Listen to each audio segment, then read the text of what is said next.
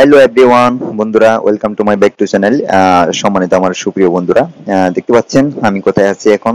বর্তমান উপস্থিত আছি আমি ফটিকছড়ি থানা অন্তর্বর্তী এলাকার সেই চট্টগ্রাম জেলায়। প্রিয় বন্ধুরা, আসিয়া এবং কয়াসরা দুলু চা বাগানের মাঝামাঝিতে আছি আমি। চা বাগান পরিদর্শন এবং আপনাদেরকে দেখানোর জন্য চেষ্টা করব। প্রিয় বন্ধুরা, দেখতে পাচ্ছেন জিনিসটি অনেক সুন্দর পরিবেশ এবং চারিদিকে হিমেল হাওয়া। প্রিয় বন্ধুরা, চারিদিকে যে সৌন্দর্যের বন্ধন দেখতে পাচ্ছেন। আমি দৃশ্যটি আসলে আপনাদের মাঝে একটু চারিদিকে দেখানোর জন্য চেষ্টা করব। কোথায় গিয়ে থেমেছে এবং কি পরিবেশ যে চা বাগানের। এখানে হাজার হাজার শ্রমিকরা, প্রিয় বন্ধুরা, সবাই আহ, কর্মজীবী এবং শ্রমজীবী মানুষের আত্মহংকার এখানে জড়িয়ে আছে।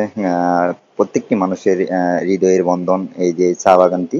এই চা বাগানটি অবস্থিত আছে, প্রিয় বন্ধুরা, আপনার বিশেষ করে আছিয়া চা বাগান এবং কয়াসরা দুলু চা বাগান।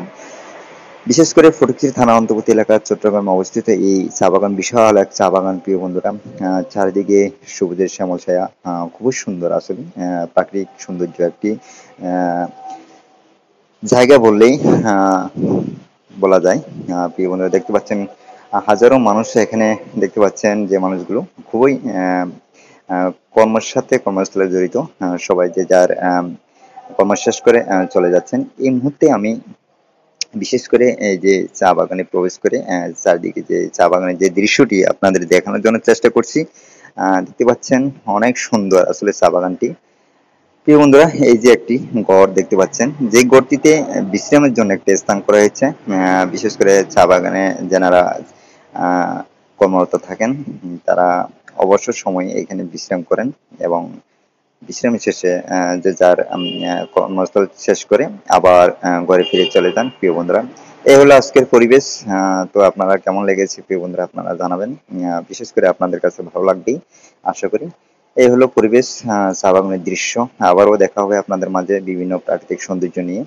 চারিদিকে যে সৌন্দর্যের বন্ধন দৃশ্যটি আমি আবারও চেষ্টা করব আপনাদের মাঝে তুলে ধরার জন্য।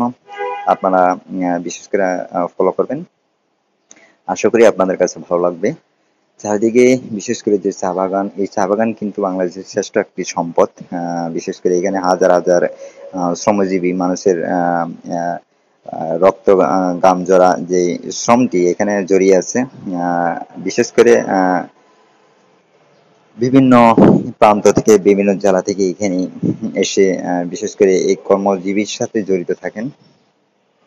বিশেষ করে যে মানুষেরা দুমুঠো ডাল ভাতের জন্য। ধন্যবাদ প্রিয় বন্ধুরা।